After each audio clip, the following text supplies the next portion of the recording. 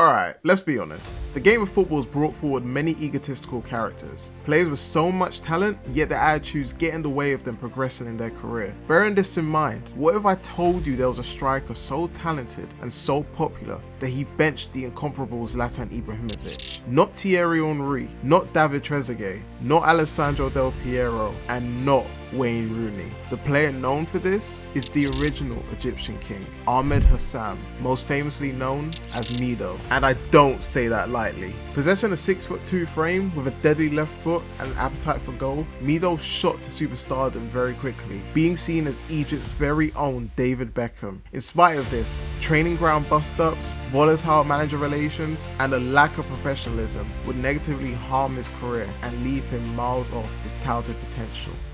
Hailing from Cairo, Egypt, Mido was a shining star of his very first professional team in the Egyptian Premier League, Zamalek. Making his debut at the age of 17, Mido burst onto the scene with 3 goals in 4 league matches, going on to lift the African Cup Winners' Cup in his very first season. And Mido was already garnering European interest at this point. He took advantage of his interest and signed for Belgian Pro League side Gent in 2000. It's important to note that Mido was 17 years of age moving from Egypt to Belgium, and unsurprisingly he suffered from homesickness. However, conversations with his father would give Mido the strength to return back to Belgium. Following this return, he'd become a fan favorite of the team. Gaining, in his words, the mentality of a pro, Mido will go on to win the Belgian Ebony Shoe Award as well as the Belgian Discovery of the Year Award. Finishing the season with 11 goals in 23 league matches, there was again no surprise that interest would be high for Mido. And this interest would lead to one of Mido's most famous moves of his entire career, moving to Ajax for 4.2 million euros in 2001.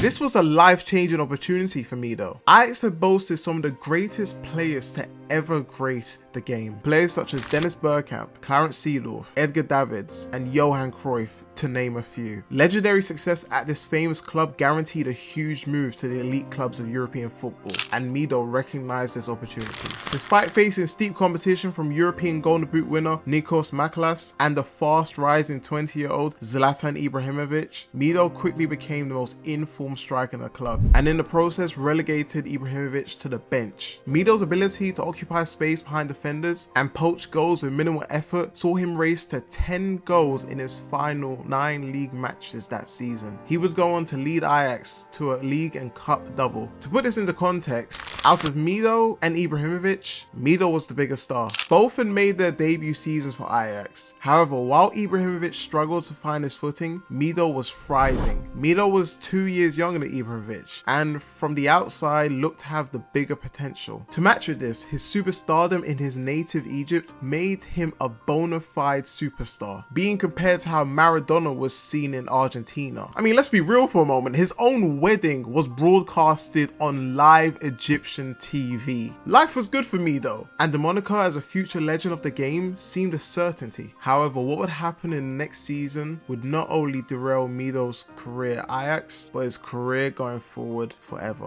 Although in the next season, Mido had been solid in front of goal with 9 goals in 16 league matches, he had now been overshadowed by Ibrahimovic, who had found his footing and harnessed his aggression into more goals, scoring 21 goals that season himself. And to compound on this, following a disappointing display against PSV, Mido and Ibrahimovic would get into a heated exchange in the locker room. It apparently stemmed from Mido not wanting to pass to anyone and essentially go into business for himself on the pitch, which he did not take too kindly to. Ibrahimovic's continued shouting at Mido drove him over the edge, causing the Egyptian to throw a pair of scissors, yes, scissors, which just missed Ibrahimovic by 3 inches. This was too far in manager Ronald Koeman's eyes. Mido had been an outspoken character, but his drive and determination had attracted Ronald Koeman to give him opportunities and chances to thrive. But a bust up like this, no, there was no way of saving this. So Mido was sent out on loan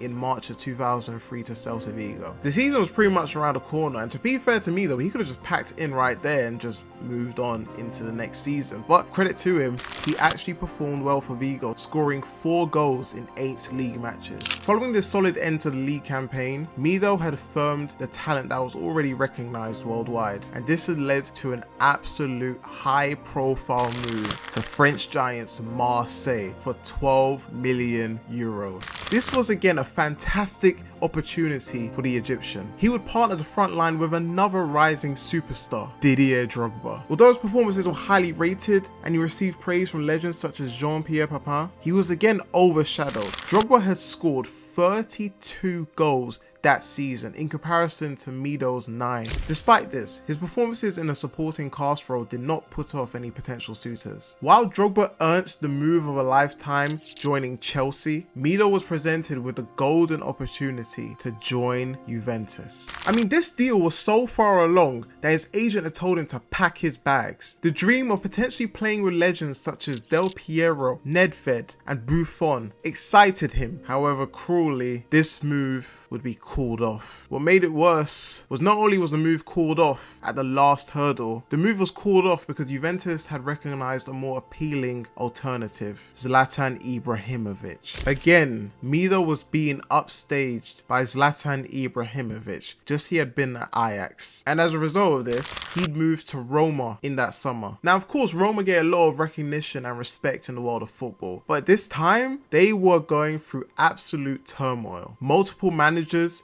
dressing room unrest, and poor performances had left Roma in peril, with Mido blanking on the score sheet. The striker role had been occupied by Vincenzo Montella, who was their first team striker. Mido was not getting a sniff at the first team, but he was handed a surprising lifeline, joining Tottenham Hotspurs in January 2005 on an 18-month loan. Playing in a target man role, complementing either Robbie Keane or Jermaine Defoe, he would become somewhat of a hero, scoring 11 goals in 27 appearances in the 2005-2006 season, as Spurs narrowly missed out on Champions League football. Now, that was Mido's club season, but I need to bring it back to explain something that went down in the middle of the 2005-2006 season, the African Cup of Nations. Now, of course, Mido was a star of the Egyptian team, and AFCON 2006, Egypt were flying on their way to the final of the tournament. Now, in the semi-final against Senegal, Mido was actually being substituted off the pitch, but ended up having a bust-up on the pitch while coming off to then Egypt's manager, Hassan Shahata. What would be even more embarrassing was that Amir Zaki,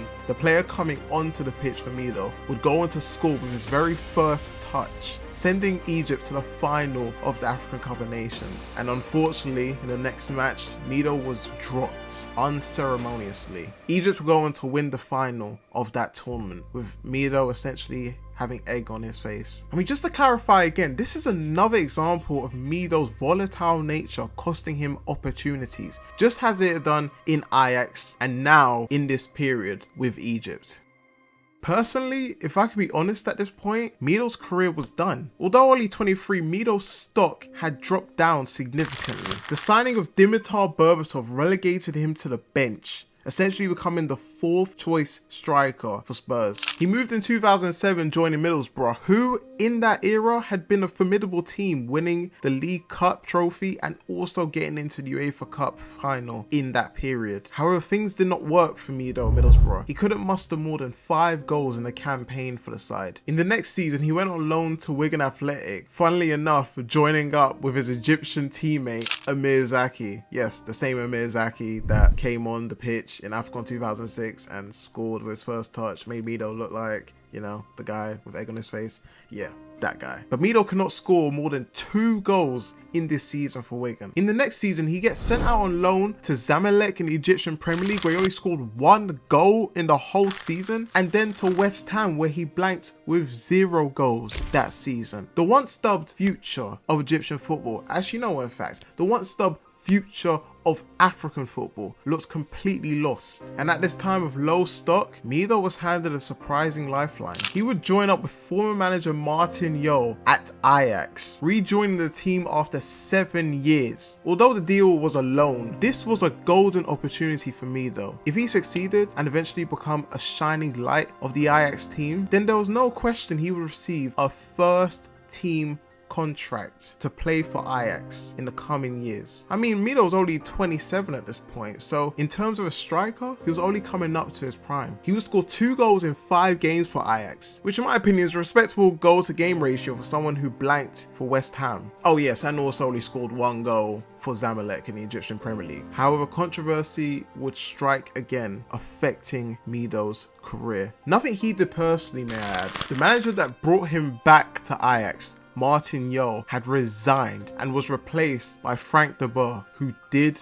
not rate Mido. The moment he took over, he dropped Mido straight onto the bench. Realizing he had no chance to play, Mido cancelled his contract in January 2011, returning back to Zamalek, this time on a permanent deal. And the unfortunate events continued. Somehow, Zamalek forgot to register Mido for the league campaign, meaning that he had to miss the remainder of the season. In the next season, he would rarely feature, although having a pretty impressive tally of 3 goals in 4 games. At this point, Mido was 29 years of age, and he had felt he had to give one more big shot in the English game. He had yearned for a chance, and the opportunity came in the Championship, joining Barnsley. This was it for Mido. He had stated that he had actually kept his house and his family in England and was essentially waiting for another opportunity. By maximising this chance, another move to a big English side would be on the cards. Another opportunity to live up to the previous title of being the future